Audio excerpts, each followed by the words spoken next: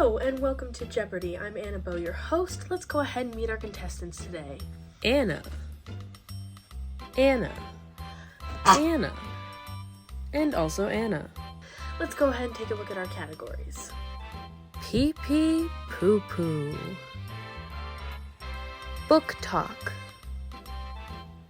YouTube apology videos. Yacht milk. Siblings or dating.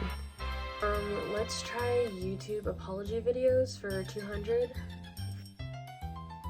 1 month, no post, disappointment all, bad at news. What is a stupid, silly little idiot? Not quite. Not what is, more like who is. Gotta be more specific. Who is...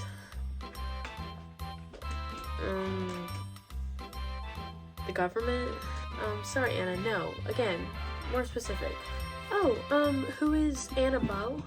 Exactly, and the points go to Annabelle. Yay! Maybe I'll post more than once a month now.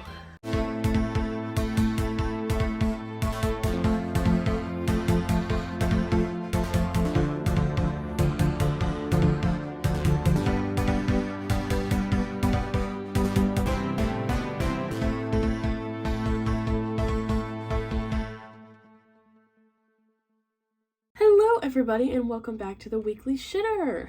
Today is Thursday, February 22nd, and I know it has been a long time since I posted because I was being poo-poo bad. You already got my apology video in the intro, so let's just fucking do this. Our first story of the day is a story about Florida, but is not our Florida man. That's next. So if you don't know anything about Florida, that's great for you, but Florida currently has a whole banned books thing going on, which didn't even think that we would be in that stage of life, but that's where we're at. And they have a whole entire list of books that are banned for a lot of schools right now. Obviously, with this change, it's going to throw a lot of distributors out of the loop because they have all these books that are supposed to be sent to Florida, but now they can't be sent there. So this small bookstore in North Carolina had a distributor reach out to them and say that they had over 22,000 books that had been rejected by a Florida school district and that they had nowhere to send it, so they were like, can we send it to you? Alright, so this small bookstore called Firestorm Books normally only has 8,000 books in their inventory. So taking 22,000 books is kind of a huge feat, right? Especially with staffing and everything. But they knew that if they didn't take the books might not end up anywhere, especially not in a good place. So they decided to try to accommodate as much as they could. Now, you're probably wondering, what about these books led to them being banned in Florida and being sent elsewhere? So the reason they are banned in Florida for school districts is because Florida has banned classroom discussion on race, gender identity, and sexual orientation, which are things that should be at least mildly discussed, I think. But whatever, we're not going to get into that. So all of these books had some sort of topic pertaining to that, which is why they were rejected. So Firestorm Books did an amazing job with this. They accommodated books that they couldn't even take in. They didn't have the room for it, but they wanted them to go to the right place. And they said they think it is the parents' decision on whether or not their children should get to have these conversations and get to take in this type of media and content. Not only did they take the books, but anyone who requests the books, they will send them to them. This includes parents in Florida. A majority of the books that were sent to Firestorm Books actually ended up right back in Florida. So, if that goes to show anything about the general public's opinion and then what is happening in politics, there you have it. Although it is a disheartening story in the fact that children are not being able to access content that is important and helpful growing up in society, it's at least positive in the fact that there are still groups of people who are willing to put in the work to make sure that these types of things are accessible to other people who are not as easily being able to access them. So there's that. Now I want you to strap in, potentially, maybe if you get grossed out easily, don't listen to this Florida man story. All right? I'm just gonna say this one's gross. I honestly got a little nauseous reading it. It's just a thing if you get grossed out by this type of thing. Yeah. This Florida man is a cancer survivor, okay? So his body's been fucking through it, all right? Since October, he's been experiencing like this uncomfortable feeling in his sinuses, and he probably thought that it was just like, you know, the after effects of going through everything he went through, or maybe just like some kind of cold or something. Like, he didn't think anything of it, even though it literally has been bothering him and affecting him since October, okay? He was having all kinds of issues and sinus issues, okay? So then he starts getting nosebleeds, all right? And you think if that happens to you and you're a cancer survivor and you've been dealing with this issue for like months, like, you're gonna go to the hospital. He doesn't right away. He lets he keeps getting nosebleeds over and over and over again. And it's just like, oh, this is bad. So then finally, he's like, all right, I should go to the hospital. This Florida man is at the hospital. He's getting his whole nostrils checked out, all right?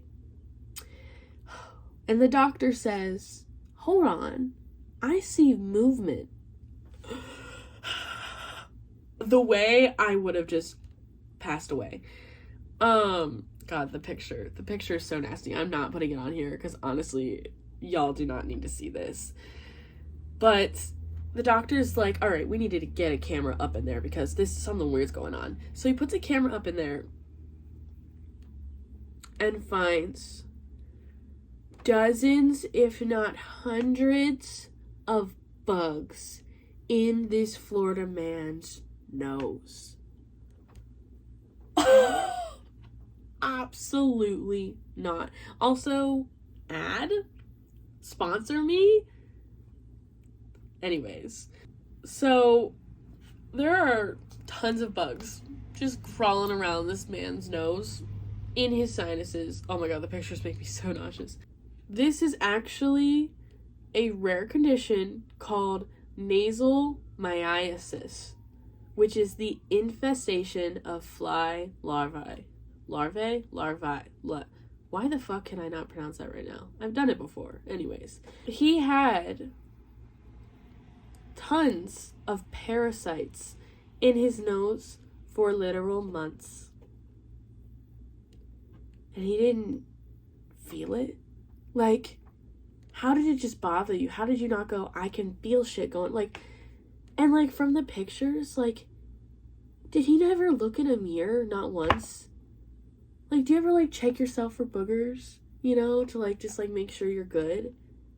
How did he not do that? Because you can literally clearly see it. Like, the reason they were able to get up in there is because he had a cancerous tumor removed from his nose 30 years ago. So he had all that extra space up in there from the tumor being removed. So then they just, don't mind if I do, and moved in. Makes me so uncomfortable. Basically how this happened, alright, there was the room there. He handles fish and like dead fish. I don't know what his job is, but it's something in that community. So he was handling a whole bunch of dead fish, and then he must have like touched his nose, and that's how the bacteria and the parasites like had the time to grow, because he like was like dead fish, and then like, and so the whole point of this story is to wash your fucking hands, especially if you work in a business where you're like handling nasty dirty shit like that. Yeah. So this Florida man story is a little bit different, but I just like, I saw the title and I was like, we're talking about this. We have to talk about this. Our third story may not be bug gross, but it's just as disgusting and gross anyways. So, on Tuesday, the U.S. vetoed the United Nations Security Council resolution demanding an immediate ceasefire in Gaza.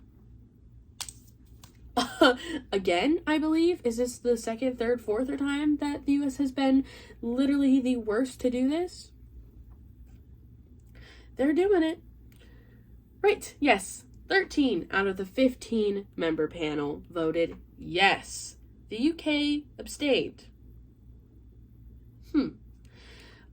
But then the US was like, no, we're gonna send them more money. Anyways, well, they vetoed a resolution like a ceasefire back in December, which was already like, that was horrible enough because of how much damage had been done. But now that we're months later, to the point where like there's barely anything left.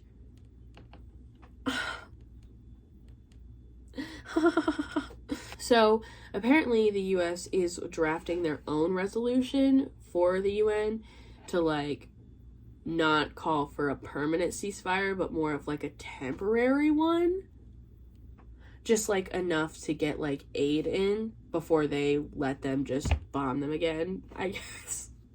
Oh my god. That happened. Let's just like one number. One number. In the months since the conflict began, I think the conflict has been going on for more than months, but since the media has decided to talk about it again, Israel's military campaign has killed more than 29,000 Palestinians. Mind you, the population is vastly full of children. Like, it's like, I'm pretty sure a majority of the people who have been murdered are like under 18. So every time I read about this or I see content about it, I am sick to my stomach. And I kept saying, like, I don't even know if I can get through talking about a story, like, recording it because of how upset it makes me. But then I was just like, how upset it makes you? Imagine how they fucking feel. So, yeah, we're gonna talk about it. Obviously, we just did. So just keep in mind that if you live in the United States, they have once again vetoed a ceasefire. And you've seen the damage. You know what's going on. Like, you can fucking see it. It's pretty obvious at this point. Just let that sink in. Yeah. We're gonna wrap up with a story that makes me less furious, and less want to slam my head into the desk below me. And we're gonna talk about a cat. In 2021, this couple, moved. And after they moved, their cat, Jack, went missing. Obviously, that was a long time ago. And at this point, the owners are thinking their cat probably passed away or something really bad happened to the cat. And, like, they didn't just give up on this cat. They put out flyers, they posted on social media, they looked for this cat for months, if not, like, over a year. And then they get a phone call that their cat, Jack, had actually been handed in with another cat that was his bestie that he is now bonded to, named Ted. Okay? And apparently their owner, who had taken Jack in, and like we know nothing about this owner, passed away. But the cats were not in great condition when they were found. Okay? Years later, literally years later, this owner gets this call like, hey, your cat's alive and he's got a bestie. Do you want him?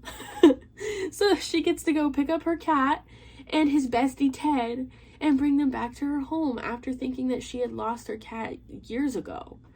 Look at Jack. Look at him. He's just a little void. And then also, look at his companion.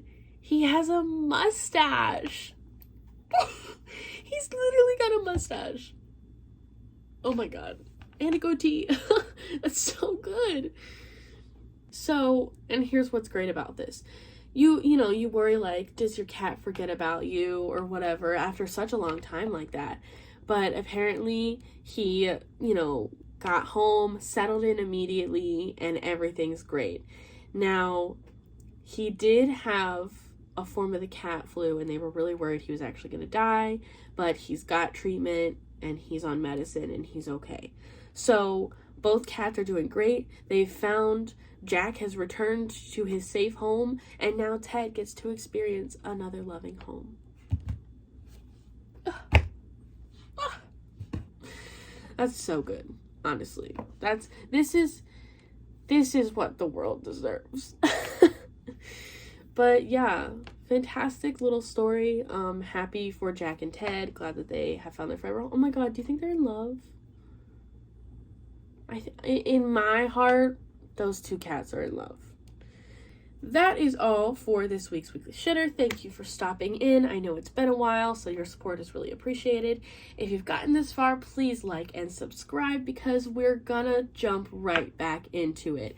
I put all that time into the intro, so that means I have to keep going or else it'll just be embarrassing at this point. I will see you next week. Still deciding if the Weekly Shitter is going to be on Thursdays or Fridays, but I will see you one of those days next week. See you. Love you. Bye.